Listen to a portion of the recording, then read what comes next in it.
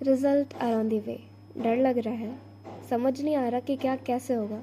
कुछ के रिजल्ट्स आ गए पर कुछ के अभी बाकी हैं, स्पेशली बोर्ड्स और सोसाइटी का और भी ज़्यादा डर। सो ये वीडियो तुम्हारे लिए है क्योंकि शायद तुम खुद को रिलेट कर पाओ और नेक्स्ट रिज़ल्ट में खुद के लिए कुछ कर पाओ। क्योंकि हम सोसाइटी को तो नहीं चेंज कर सकते पर हम खुद के लिए ज़रूर कुछ कर सकते हैं। इस वीडियो का टाइटल यही है, मार्क्स, एक्सपेक्टेशन और हम खुद। पीटीएम के बाद शाम को दो दोस्त बाहर मिलते हैं और एक दोस्त उनमें से बड़ा ही खामोश रहता, कुछ कहना नहीं चाहता, कुछ सुनना नहीं चाहता, बस कहीं खोया सा रहता है। तो उसके दूसरे दोस्त ने साइलेंस को तोड़ते हुए कहा, ओए कितने मार्क्स आए तेरे? 95। उसके चेहरे पर थोड़ी सी हल्की सी स्माइल तो थी पर वो फेड हो जाती है। पर घर पे किसी ने कुछ खास रिएक्ट नहीं किया। क्या 95 पे भी? हाँ, मम्मी ने बोला ठीक है, पर शर्मा जी के बेटे के तो 98 आए हैं। अच्छा, और तेरे पापा? उन्होंने मार्कशीट देखी, सिर्फ एक लाइन बोली, और बेटर हो सकता था। और टीचर्स तो खुश ही होंगे तुझसे।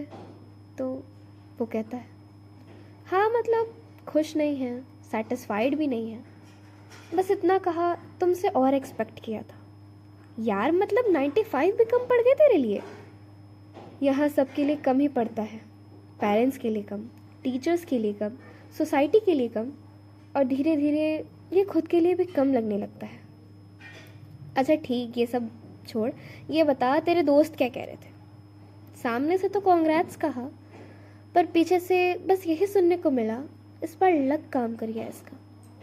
और कुछ तो ऐसे भी हैं जो अब तो दोस्ती ही नहीं रखते इन मार्क्स को बढ़ता देख। ओके ओके, टेंशन मत ले, ये बता तू खुश है अपने मार्क्स से? एक साइलेंस हो जाता है और फिर वो कहता है, मुझे नहीं पता, मैं पढ़ रहा हूँ या सबको सेटिस्फाई करने की कोशिश कर रहा हूँ। कभी लगा बस थक गया हूँ, पर अब रोज़ लगता है पर रुकने का ऑप्शन ही नहीं है, क्योंकि रुक गया ना तो लोग बोलेंगे देख लो असली लेवल ये है इसका। तुझे डर लगता है? बहुत।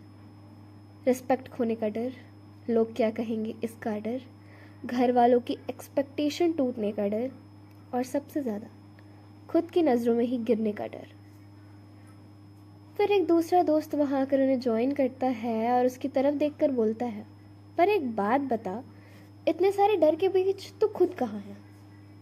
एक साइलेंस होता है, तो साइलेंस में बहुत ज़्यादा ही डर होता है।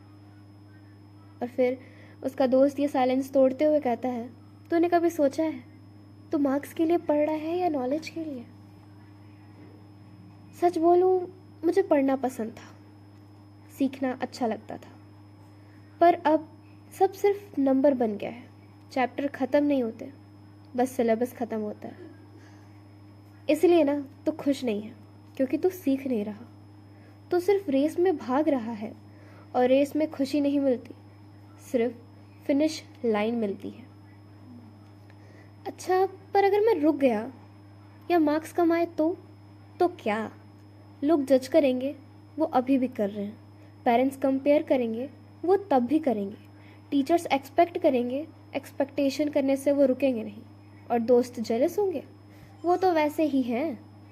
फ़र्क बस इतना होगा कि इस बार तो खुद से झूठ नहीं बोलेगा। और अगर मैं फेल हो गया तो? फेल मार्क्स में होता है, इंसान नहीं। और जो सीख गया ना, वो कभी फेल नहीं होता।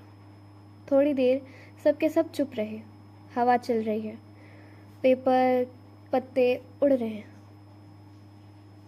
एक फाइनल बात कहना चाहूँगी, ज़िंदगी मार्क्स से नहीं चलती, पर मार्क्स के डर में हम जीना भूल जाते हैं। तो थोड़ा जीने की कोशिश करो, थोड़ा सीखने की कोशिश करो। सबको खुश करते करते एक दिन पता चलता है, पेरेंट्स, टीचर, सोसाइटी सबको प्रूव तो कर दिया, पर जिस इंसान को सबसे ज़्यादा प्रूव करना था वो खुद ही हमसे खुश नहीं है। और वो होते हैं हम खुद। हमें खुद ही नहीं पता होता कि हम खुद को खुश कर पा रहे हैं या नहीं। बस दूसरों के भीड़ में दूसरों को खुश रखने के लिए हम सब कुछ करते जाते हैं और हम खुद को कहीं खो देते हैं।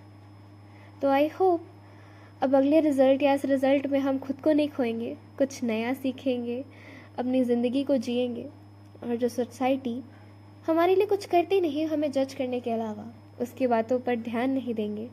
जो हमें कंपेयर किया जाएगा उस कंपेरिजन पे भी ध्यान नहीं देंगे। कोशिश करेंगे कि हम उन्हें समझाएं, पर अगर वो ना समझें तो बस खुद समझ के आगे बढ़ते रहेंगे और उन दोस्तों से कभी रिश्ता ही नहीं रखेंगे जो सिर्फ आपसे काम के लिए मिलते हों और आपसे जलते हों। I hope you can relate it. Thank you. Bye bye.